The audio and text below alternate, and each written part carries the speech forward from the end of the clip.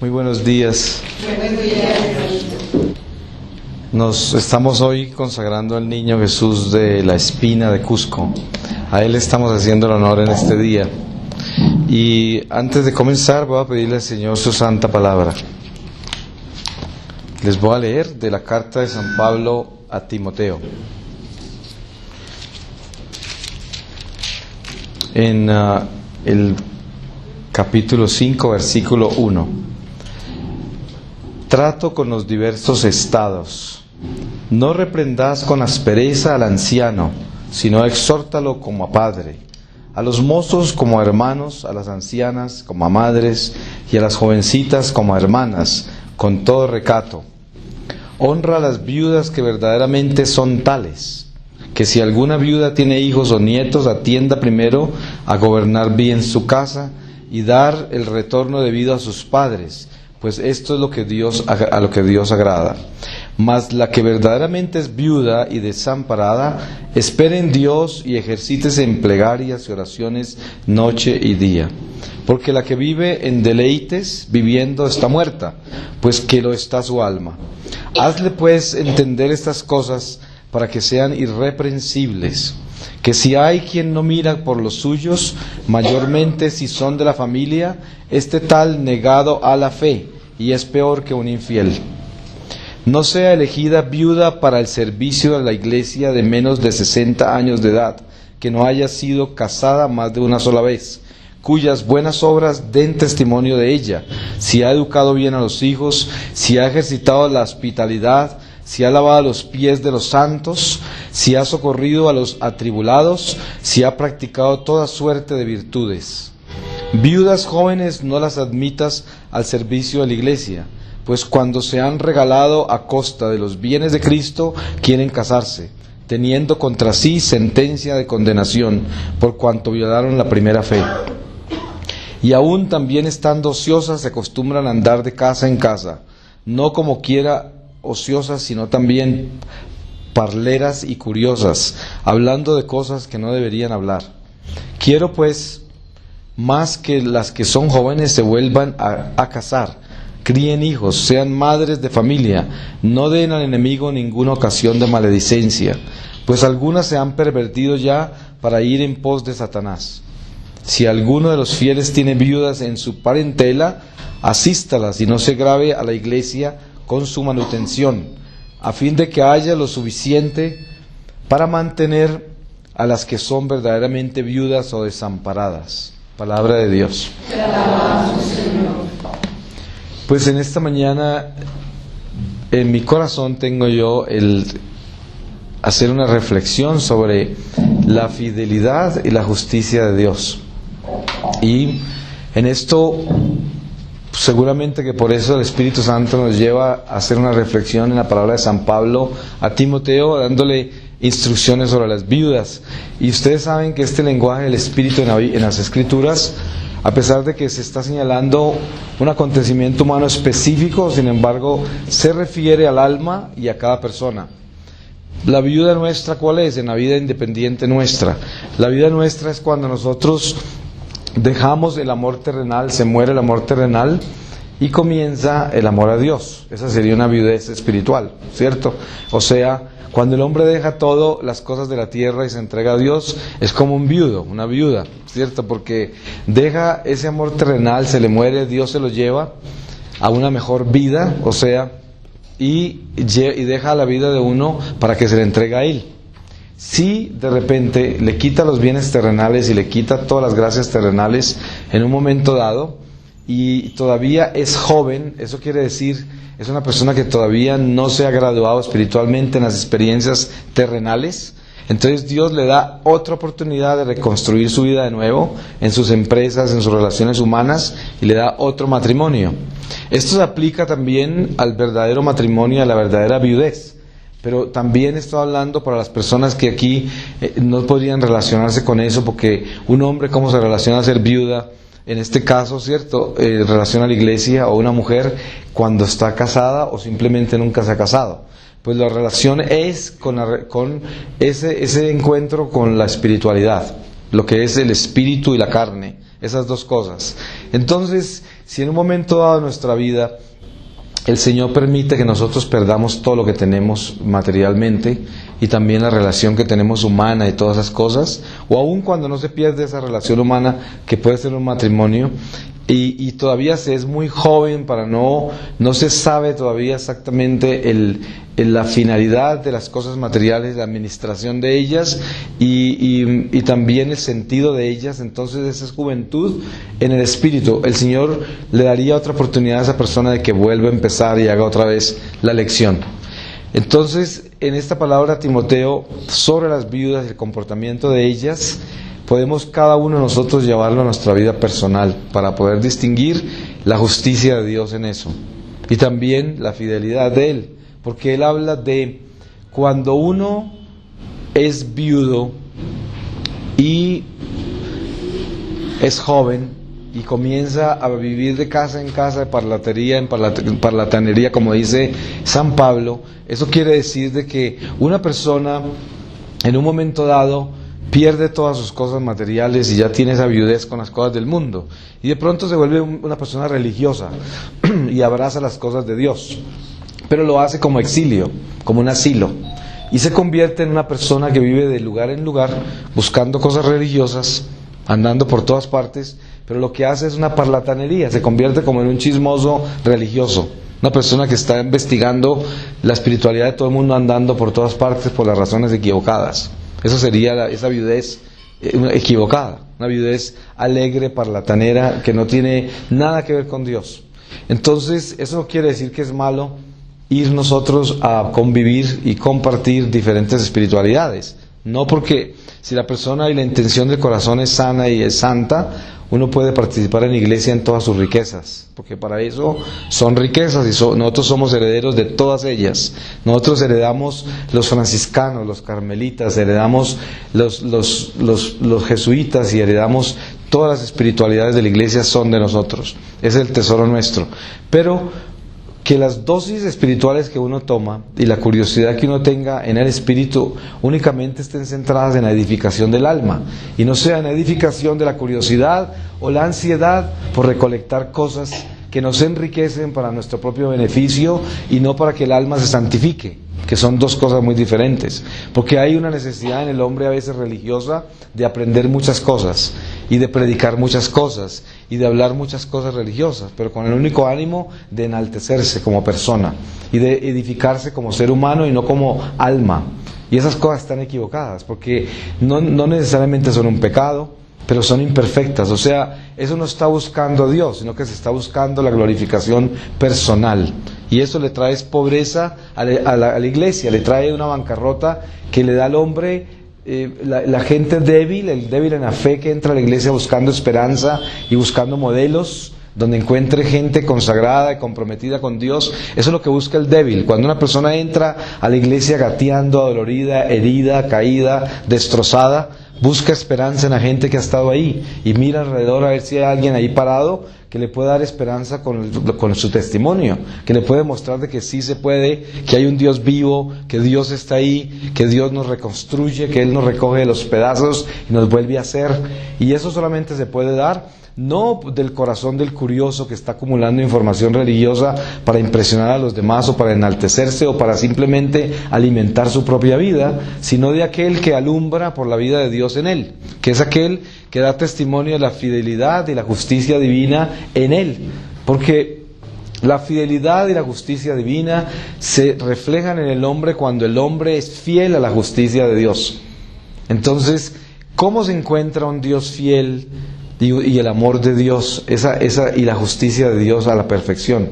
Cuando uno entra en obediencia, porque el desobediente jamás entenderá la justicia divina y jamás entenderá el amor de Dios, jamás entenderá esa esperanza que Dios da a aquel que se atreve a seguirlo, aquel que se atreve a dejar su vida por Él.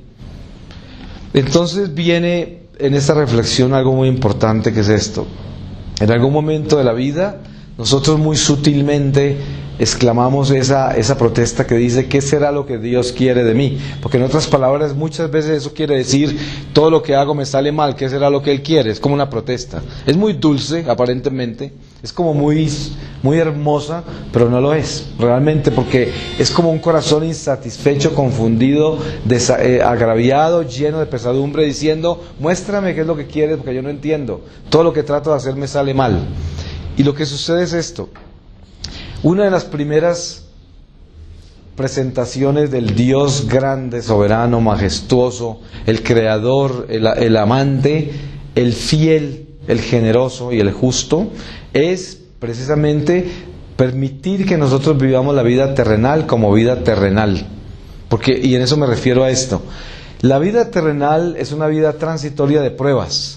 No es una vida de satisfacciones en la carne, ni es una vida de comodidades, ni de éxito en las metas de la tierra por los tesoros terrenales y las experiencias terrenales. Esa no es el destino del hombre que es de Dios. El destino del hombre que es de Dios es pararse en el camino de Dios y atreverse a caminar en su voluntad, en la voluntad divina. ¿Y cuál es esa? Dejarle vivir la tierra para superarla, no para quedarse en ella ni sembrar en ella, sino para superarla. ¿Y cómo se supera la tierra? En cada estado terrenal en que uno está parado, está buscando al Señor a ver dónde está. Yo hablaba ayer en una reflexión privada entre nosotros sobre cómo manejar el día en la divina voluntad. ¿Cómo hace uno para saber dónde está el Señor en todas las cosas que hace? Si usted tiene en su casa una actividad, en su hogar, todas las actividades de su hogar, para una persona que sigue a Dios y obedece a Dios, todas sus actividades son santas, porque usted está en obediencia. Entonces lavar platos o instruir a alguien que se los lave es santo.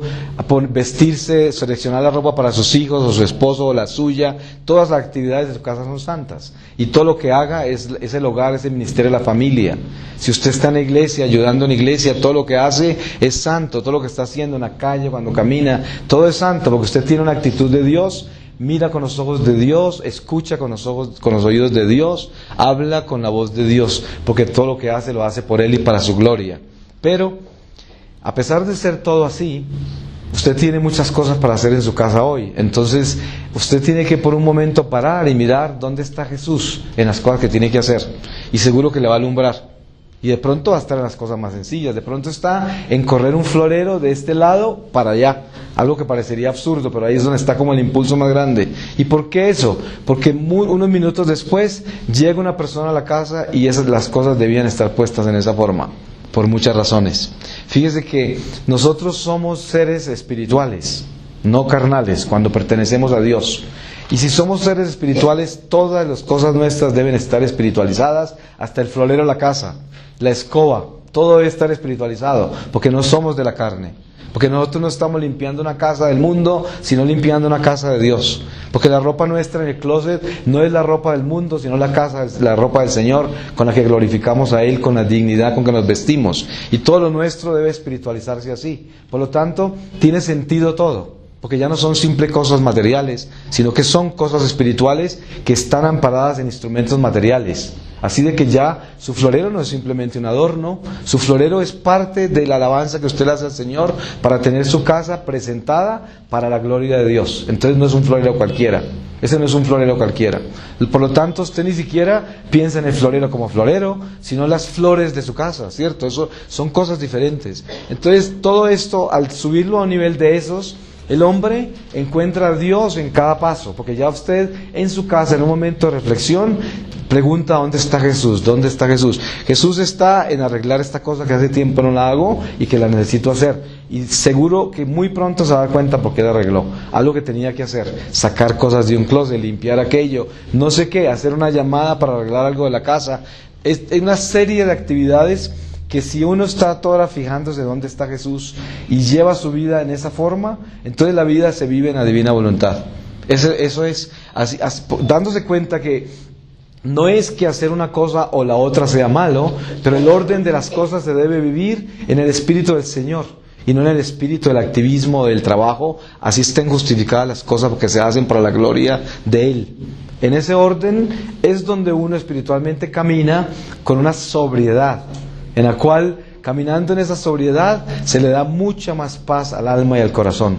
Porque mire que hay veces que hay personas confundidas que son muy religiosas, hacen muchas cosas religiosas, pero tan solo tienen paz y alegría mientras hacen las cosas religiosas. En el momento que no las hacen, ya no tienen. ¿Por qué? Porque la religión y la espiritualidad no está impregnada en todas las cosas, sino en las actividades religiosas nada más. En ese caso, ¿qué hay? No hay espiritualidad. Entonces, podemos nosotros reunirnos en actividades religiosas impresionantemente intensas. Y uno ve gente participando de cosas de Dios por años y años. Y tienen todavía dentro de su corazón y dentro de su alma tormentas implacables.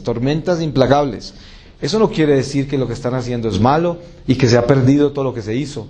No, pero aquí estamos hablando de crecer, de perfeccionarnos y de santificarnos y de alcanzar las metas más altas en el Espíritu. Entonces se trata es de mejorar. Y por eso, con buscar la perfección y la santidad, no se anula el esfuerzo y el trabajo que se ha hecho. Simplemente se perfecciona, se eleva a otro nivel. Por eso, nosotros nunca, cuando estamos recibiendo una enseñanza y encontramos en el Espíritu del Señor a través de la enseñanza una luz y algo nuevo, una forma de desencadenar algo que está como atrapado por un tiempo, que no progresa, pues fíjese que el Señor permite que nosotros nos estanquemos a veces dentro de nuestro crecimiento, simplemente para que vivamos un sufrimiento necesario en ese estado en particular y derrotemos cosas que nos pueden traer purgatorio. Por ejemplo, el orgullo espiritual y la soberbia espiritual nos lleva a nosotros a creer por el momento dado de que estamos muy bien y de que hemos progresado mucho y de que estamos rodeados de la gente que es y estamos en el sitio que es y haciendo las cosas que son. Eso no necesariamente va a estar equivocado cuando uno está con la gente de Dios haciendo las cosas de Dios, pero puede estar equivocado en lo que se respecta al crecimiento interior, porque nunca se puede dar por aludido de que por el hecho de estar en el lugar que uno cree que es el que es, con la gente que es, haciendo las cosas que son, el alma de uno está progresando en la dirección que es.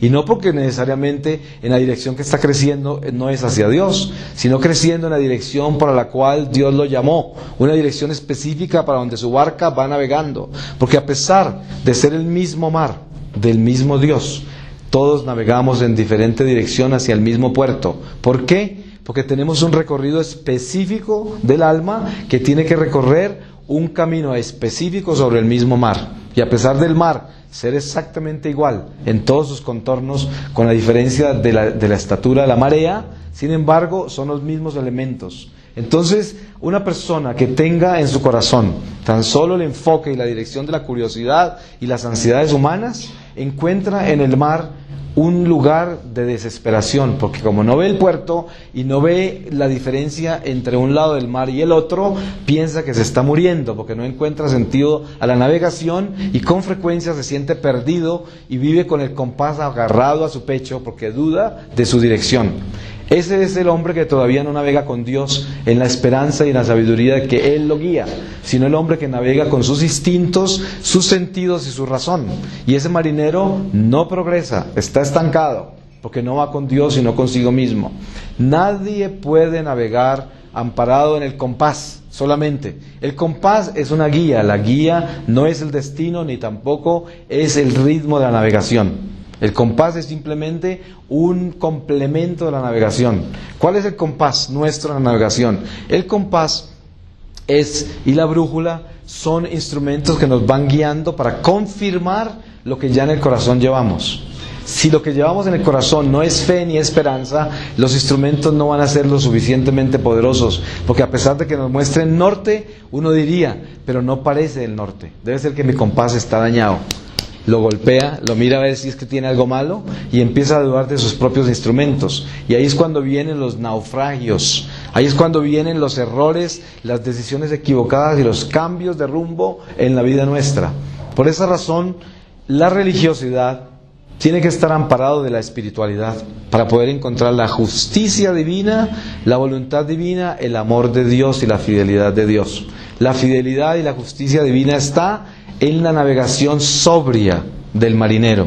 Nosotros como marineros, como navegantes, como peregrinos, que estamos de paso llevando toda esta carga que Dios nos dio para entregar en el camino, porque no es para llevárnosla para nosotros, porque lo que sucede con la cruz y la carga humana que llevamos nosotros es que tenemos el sentimiento de que tenemos que descargarla en alguna parte y entregársela a alguien.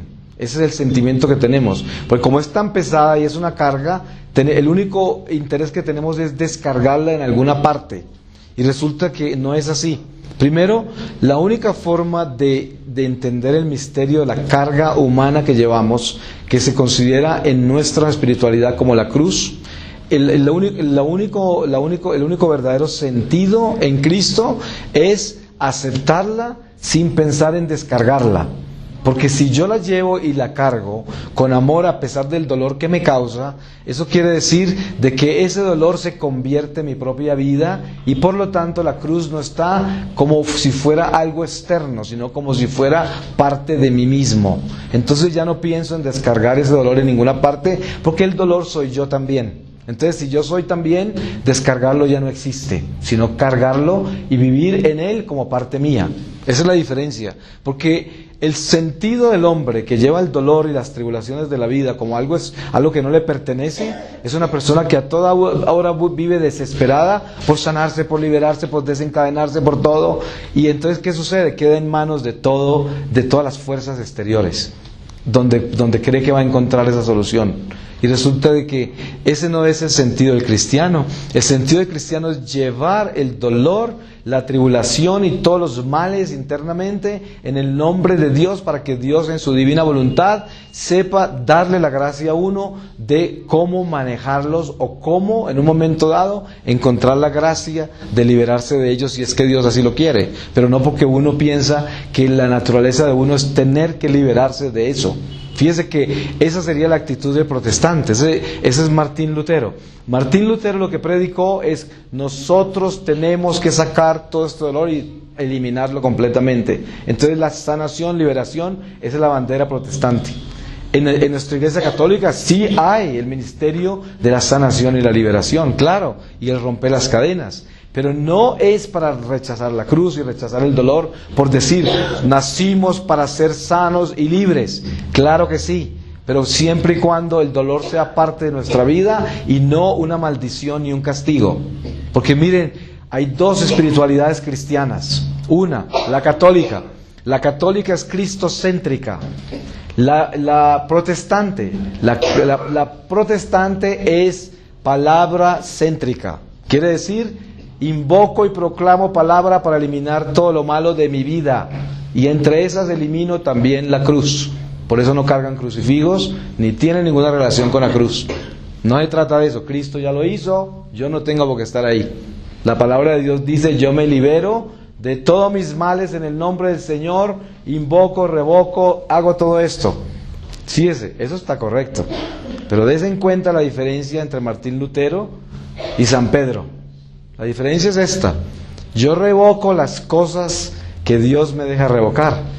Pero ustedes creen que San Pedro, cuando Jesús le dijo: Simón, Simón, el diablo pidió permiso para tentarte, y yo le he pedido al Padre que no te deje perder tu fe. Entonces Pedro se paró y dijo: en el nombre tuyo, Jesús, yo revoco a Satanás para que no me pruebe. ¿Se paró San Pedro y dijo eso? No. San Pedro se quedó en silencio y recibió la amonestación de Jesús y se preparó. Nunca supo que la prueba era tan grande como negar a su maestro 3 veces. No lo supo, se lo supo cuando le pasó, pero no revocó la prueba, sino que la vivió. Entonces esa es la diferencia entre Martín Lutero y San Pedro. Esas son las dos. ¿Qué hace Lutero según lo que él predica? Se para al frente de Jesús y Jesús mismo le trae la prueba y permite que el diablo entre, y él dice: no la admito, la rechazo, lo revoco en tu nombre, Jesús. Esa es la diferencia. Quizás no se llegue a comprender totalmente en este momento, pero el Señor se las mostrará si no alcanza a entrar a la luz del todo. Este es el sentido cristiano. Nosotros somos aquellos que primero somos cruz y después somos libertad. Hay que pensar en eso. Usted, cuando se levanta por la mañana como buen católico, arrodíllese, dale gracias a Dios por el don de la vida primero. Dele gracias a Dios por el don de la vida y dele gracias por las pruebas que está viviendo. Dele gracias por la angustia que lleva en su corazón. Dele gracias por todo el sentido que tiene su alma de encontrar la vida eterna, la gloria, la realización en Cristo al final de esta vida. Dele gracias a Dios por todo eso. Pero no le pida a Dios que le dé un paraíso en la tierra y que lo libere de todas las cosas malas si usted no ha vivido todavía la vida en Cristo en la forma que la ha vivido, como dice San Pablo. San Pablo dice: tenemos que ir al estadio a correr esa carrera, claro, como un buen atleta, prepárese para ganarla. El buen atleta se prepara para ganar esa carrera, pero la corona no está acá. Entonces, no es que yo me voy a parar acá en el nombre de Jesús y pedir que quede liberado de toda cadena, de todo mal, de toda enfermedad, de todo inmediatamente. ¿Para qué? ¿Qué va a hacer con esa salud? ¿Está usted preparado para vivir esa salud así? ¿O es que simplemente quiere estar así de saludable para estar libre y estar en paz y no tener ningún dolor ni ningún problema y que la vida me sonría y que todo sea plácido y que todo sea cómodo y que yo no tenga toda esta angustia ya, que se acabe todo? ¿Para eso? Pues con eso se va a condenar, porque eso es lo que le puede tumbar su alma. Si así fuera el destino del cristiano, a San Pablo le hubiera quitado ese aguijón de la carne, se lo hubiera quitado el Señor cuando se lo pidió. Dese en cuenta usted las señales del Evangelio. Si eso fuera así, de que con la palabra del Señor yo elimino todas mis ataduras, todos los males, entonces San Pablo se hubiera liberado de su aguijón, él mismo, en el nombre de Jesús.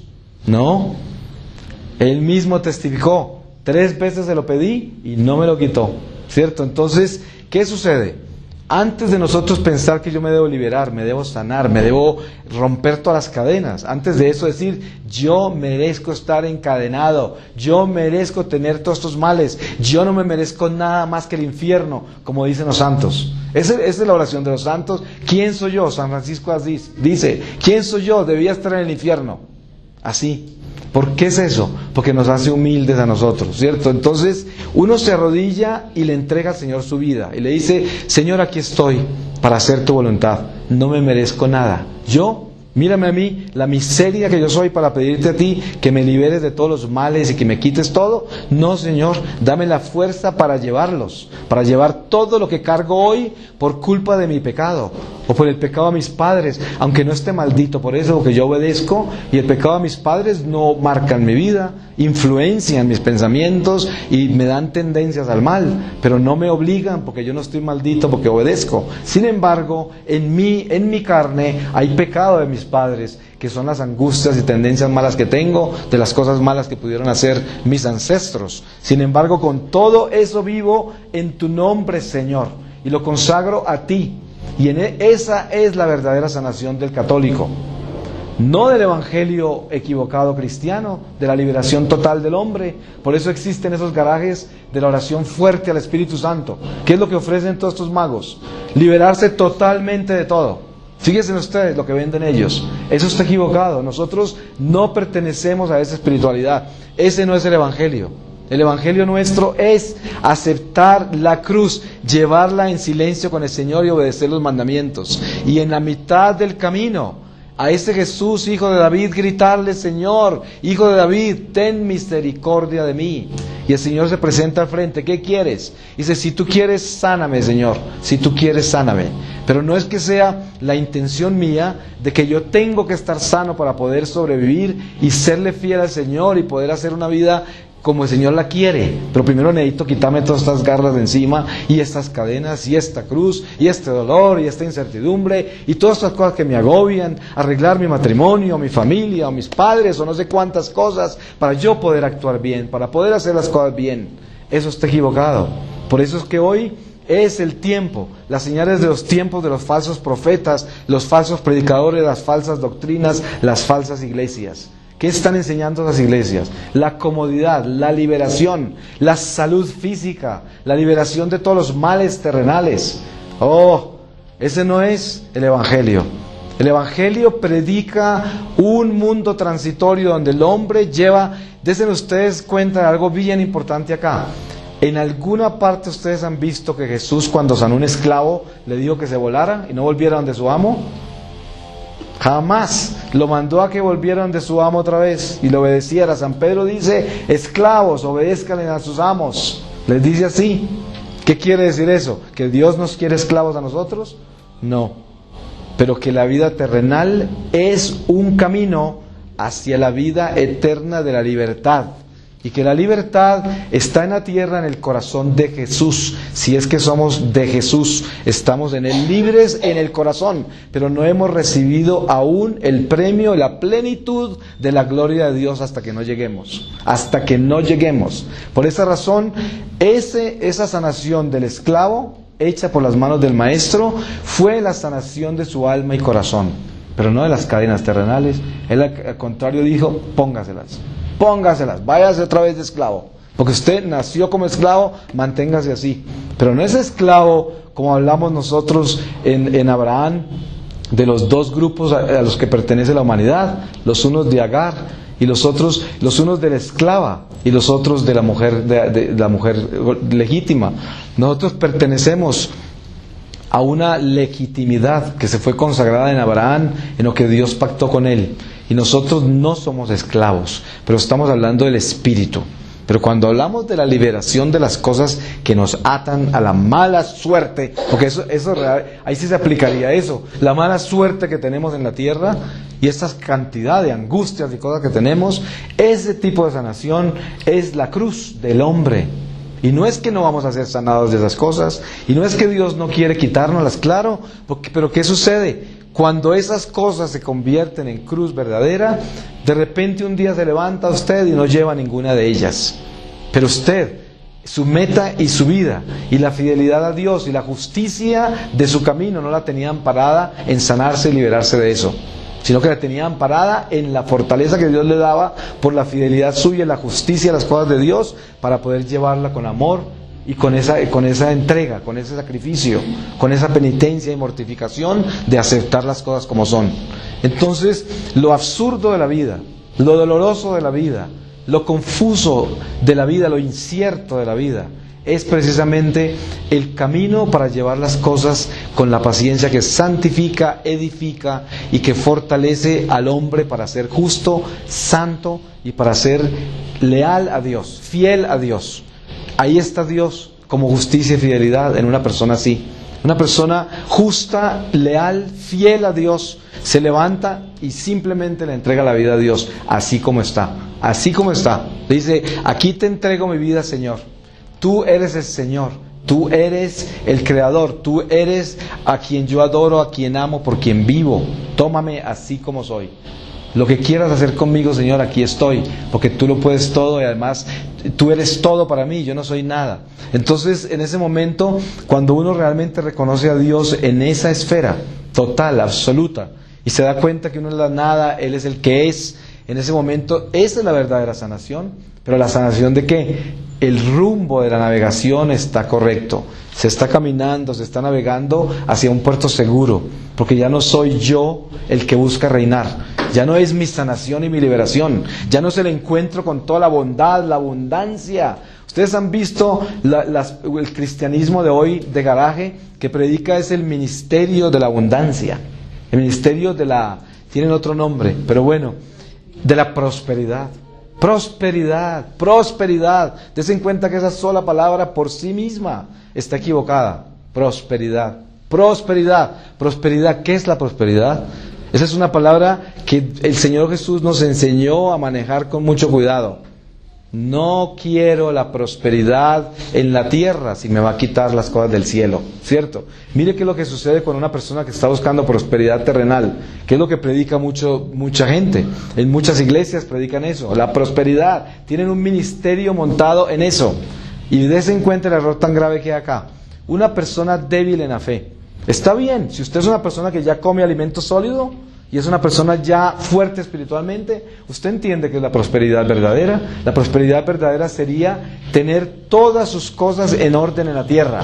O sea, poder tener alimento para sus hijos, vestirse dignamente, vivir en un lugar digno y seguro para su familia, tener un medio de supervivencia digno y santo. Esa es una verdadera prosperidad, esa es, pero ese lo entendería una persona que esté fuerte en el espíritu y esté comiendo alimento sólido.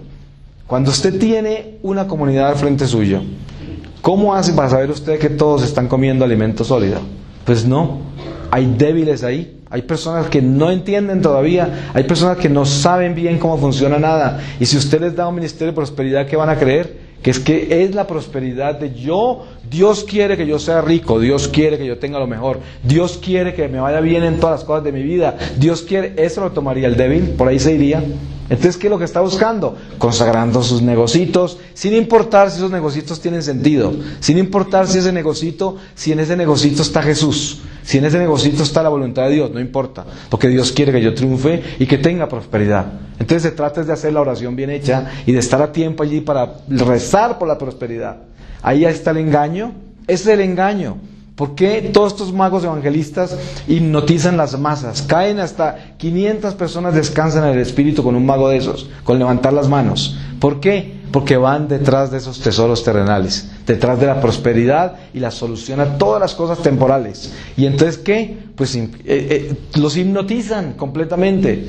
Pero mire, el evangelio del católico es un evangelio que tiene una persona con Jesús personalmente identificada con Él, no masivamente. No es una histeria de la masa, no es un grupo de personas, sino soy yo con Jesús enfrentado al crecimiento de mi vida. Y con eso no estoy diciendo que la comunidad no debe ser comunidad. Claro, nosotros crecemos en comunidad y la comunidad debe estar alimentada en esas cosas. Pero yo estoy hablando, la relación nuestra con los beneficios del Espíritu debe ser de persona a persona. Uno debe tener un encuentro con Jesús sincero y profundo, en lo que yo le digo al Señor: ¿sabes qué, Señor? Yo no quiero tesoros terrenales, yo no quiero beneficios terrenales, yo no quiero pedirte a ti que para poder yo estar bien, me tiene que ir bien en todas las cosas de la tierra. Yo no quiero sinceramente decirte, Señor, que para yo poder saber que tú estás conmigo, entonces tengo que tener buena salud. Yo no quiero, Señor, de que para poder estar bien contigo, saber que tú eres mi Señor, que todo el mundo me ame y me apoye y me respalde y me admire. Yo no quiero, Señor, que por el hecho de que tú seas Dios y seas justo y seas bueno y yo creo en ti y te obedezca, entonces el lugar donde yo vivo y la gente con que trato, a todos les va bien y se bendicen conmigo porque yo creo en ti. Eso no es lo que yo quiero, Señor. Yo quiero simplemente que me ayudes a vivir como yo soy y que me des la paz para ser lo que yo soy y para vivir con la carga que yo llevo como consecuencia de mis decisiones buenas y malas, y para vivir en lo que tú quieras hacer y no en lo que yo me imagino, ni en las ideas que tengo yo de mí mismo, ni tampoco en el evangelio de un Dios que es como un Dios híbrido, que está en las nubes resucitado y que ya todo lo hizo por mí. No, yo quiero vivir un evangelio terrenal donde puedo superar todo lo que piso y que no me enamore de nada de lo que está debajo de mí, debajo de mis zapatos. No lo quiero comprar, no quiero que sea mío, a no ser de que tú me lo des para administrarlo. Pero no quiero que lo que yo pise sea mi deseo. Lo que yo pise, que sea tan solo lo que tú quieres que sea mi terreno, por donde camino. Y sé que no es mío, ni lo quiero comprar, ni quiero que sea mi propiedad, sino que quiero que sea mi camino, mi camino. O sea, todo lo que nosotros tenemos en nuestro corazón debe ser consagrado al Señor. Y especialmente las cosas que no nos gustan, las cosas que no nos gustan se tienen que consagrar al Señor. El sentido cristocéntrico de nuestra vida católica es entender que la condición en la relación con Cristo es en el corazón de la cruz.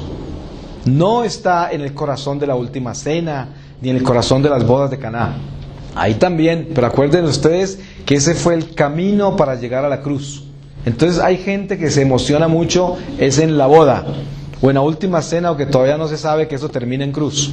Hasta ahí. Ustedes saben que los más buenos amigos de Jesús, los más masivos, la más grande cantidad de amigos de Jesús llegan hasta la última cena. Después vuelven a aparecer en la resurrección y no en el primer día, sino después de que dijeron que metían la llaga para creer. Los Tomases, ¿cierto? Entonces, ¿qué pasa? Hoy, para nosotros defendernos de todas las enseñanzas erróneas que tenemos que tener un discernimiento claro de esto. No se trata de que para ser de Cristo yo necesito estar libre de todas mis angustias y cosas terrenales. Esa no debe ser la condición. Eso viene por añadidura. Mire, el Señor dice, busca las cosas de arriba, busca las cosas de Dios y lo demás te llegará por añadidura, ¿cierto? Entonces des en cuenta lo diferente que es buscar primero la liberación, la sanación, la abundancia y todo eso para poder buscar las cosas de arriba con más fuerza y con más interés y con más fe, porque ya arreglé las cosas de abajo. Ese es un evangelio equivocado. Este es el evangelio más popular hoy, porque la gente quiere hacer ese primero. ¿Cuál es la promesa del predicador que viene a ofrecer toda clase de magia a la gente en el nombre de Cristo?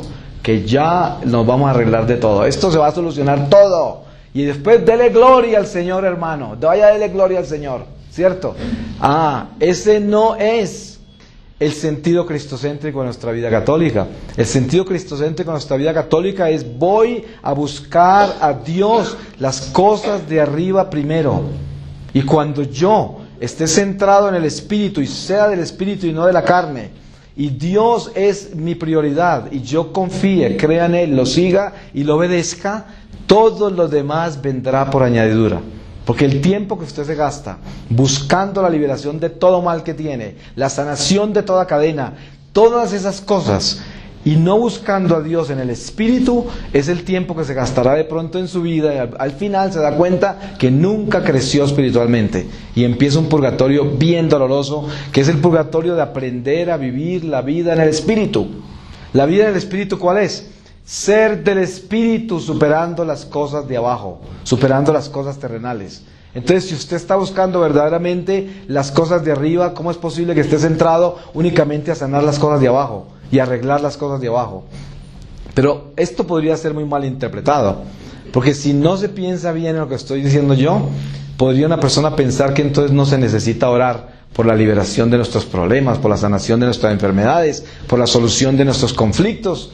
Y no es eso lo que estoy diciendo yo, porque lo que el Señor quiere mostrarnos a nosotros en este momento es esto: todo lo que hacemos en la iglesia por el bien de nuestra alma y de nuestro cuerpo material es santo, y es lo que Dios quiere que hagamos, todo, absolutamente todo. Si nosotros vamos a un grupo de oración y estamos en oración de liberación de esto, de aquello, de lo otro, sanación de esto, de lo otro, estamos haciendo lo santo. Pero lo que estoy hablando yo es lo interno nuestro, la relación que hay con esas cosas. El hombre en sus actividades espirituales, buscando las cosas espirituales, de repente está buscando las cosas temporales. Y por esa razón, lo que el Señor llama hoy a entender es la justicia y la fidelidad de Él. ¿Dónde están? ¿Dónde están? Para uno, si uno es muy de abajo y no de arriba, la justicia del Señor estaría especialmente en que las cosas se solucionen las de abajo también ya. Porque fíjese que hay una urgencia en eso. Mucha gente viene a trabajar muy fuerte en las cosas de Dios, pero dentro de su corazón siempre se pregunta: ¿y por qué será que esto no cambia y no mejora? ¿Será que estoy rezando mal? ¿Será que el Señor no me escucha? ¿Será que hay algo que estoy haciendo mal? ¿Y por qué? Porque se trata de que, como yo hago tantas cosas de Dios, como yo rezo tanto, entonces nada debe estar funcionando mal. Todo tiene que estar funcionando bien. Y des en cuenta el error tan grande que hay en eso. Ahí es donde está el evangelio equivocado. Martín Lutero. Ahí no está Cristo en el centro de la cruz. Mire que el evangelio nuestro es vivir en paz con Dios, obedecerle a Dios sin esperar nada, es incondicional, absolutamente. Eso no quiere decir que uno no le pueda presentar sus intenciones al Señor. Claro, Él quiere que las presentemos. ¿Qué me duele? Me duele aquí, me duele allá, me pasa esto, estos son mis miedos, estas son mis angustias y mis alegrías. Todo eso es el reporte que le damos al Padre bueno, pero no con la intención de que al terminar esa oración entonces caiga un rayo del cielo y se acabó todos esos males y quede sano, porque entonces eso sería un pecado de simonía, ¿cierto? Del mago Simón, que llega a pedir el poder de Dios. Y des en cuenta ustedes dónde está el protestantismo: en la magia de Simón, ¿cierto? Buscando el poder que Dios nos dio y usándolo para las cosas de la tierra. ¿Ves? Entonces, Que el pecado nuestro no sea un pecado de simonía. Que nosotros busquemos a Dios no para la magia y el poder de Dios, para romper todo esto y arreglar todo esto y solucionar todo esto. Dios hace eso, pero que esa no sea la meta de nuestra relación con Dios, porque entonces esa es la meta del fariseo, esa es la meta del que se separó de la iglesia, esa es la meta que no es de la cruz. La cruz, porque si se llama cruz, y el Señor digo, llévala con amor en silencio conmigo, obedece mis mandamientos y tendrás la vida eterna. Eso le dijo al rico joven del Evangelio. Pues el rico joven del Evangelio, ¿sabe con qué se fue? Con la ley. ¿Y qué es la ley? La palabra sola, la palabra. Pero si la palabra no se encarna y se hace cruz, entonces esa palabra no tiene resurrección, o un doloroso purgatorio tendrá para poder resucitar. Así desde que nuestra relación con Dios no sea una condición para que Él nos sane ya, nos libere, nos solucione todas las cosas, porque ahí no hay una relación sincera con Dios. Esa no es espiritualidad, eso es simplemente religión, la religión terrenal en el nombre de Cristo, y de eso abunda la tierra. Tenemos miles y miles y miles de cristianos así, miles, que son religiosos nada más y no son espirituales. Por eso pidámosle al Señor que nos dé esa fuerza para ser nosotros de arriba y no de abajo. Y con las cosas de arriba, todo lo de abajo vendrá por añadidura. Vamos a leer lo que el Señor nos quiere dar para sellar esta meditación. Y el Señor me lleva a leerles de 1 Corintios 14, 1. Y dice así: la profecía preferible al don de lenguas. Dice: corred con ardor para alcanzar la caridad, y codiciad después dones espirituales, mayormente el de profecía. Pues quien habla lenguas sin tener dicho don, no habla para los hombres, porque nadie lo entiende, sino para Dios habla. Si en espíritu cosas misteriosas habla, pero al paso que el que hace oficio de profeta, habla con los hombres para edificación de ellos, y para exhortarlos y consolarlos. Quien habla lenguas se edifica a sí mismo, mas el que profetiza edifica a la iglesia de Dios. Yo sí deseo que todos vosotros tengáis el don de lenguas, pero mucho más que tengáis el de profecía. Porque aquel que profetiza es preferible al que habla lenguas desconocidas, a no ser que también las interprete, a fin de que la iglesia reciba utilidad. En efecto, hermanos, si yo fuere a vosotros hablando lenguas, ¿qué os aprovecharé si no os hablo instruyéndoos con la revelación, o con la ciencia, o con la profecía, o con la doctrina? ¿No vemos aún en las cosas inanimadas que producen sonidos como la flauta y el arpa, que si no forman tonos diferentes no se pueden saber lo que se toca con la flauta?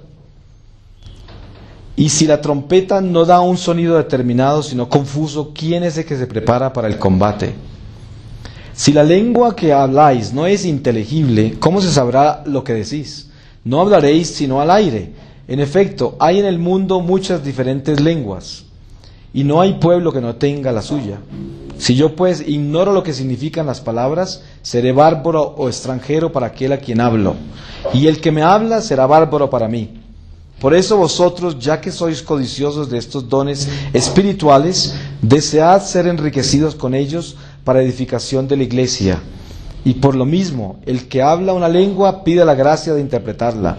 Que si yo hago oración o predico en una lengua desconocida, mi espíritu ora o predica, pero mi concepto queda sin fruto. Pues, ¿qué haré? Oraré con el espíritu y oraré también hablando inteligiblemente. Cantaré salmos con el espíritu, pero los cantaré también inteligiblemente. Por lo demás, si tú alabas a Dios solamente con el espíritu, el que está en la clase del sencillo pueblo, ¿cómo ha de decir amén? Esto es, así sea, al fin de tu acción de gracias, puesto que no entiendo lo que tú dices. Palabra de Dios. Pues le damos gracias al Señor por su amor, por su justicia, por su fidelidad. Y le pedimos al Señor que mantenga nuestros pies colocados, no en nuestros intereses terrenales, no en la solución a todos nuestros problemas temporales, sino en la gloria eterna, en la salvación de nuestra alma. Y ahí es donde debe estar centrada toda nuestra vida, y que el Señor nos dé esa gracia para buscar solo las cosas de arriba. Amén.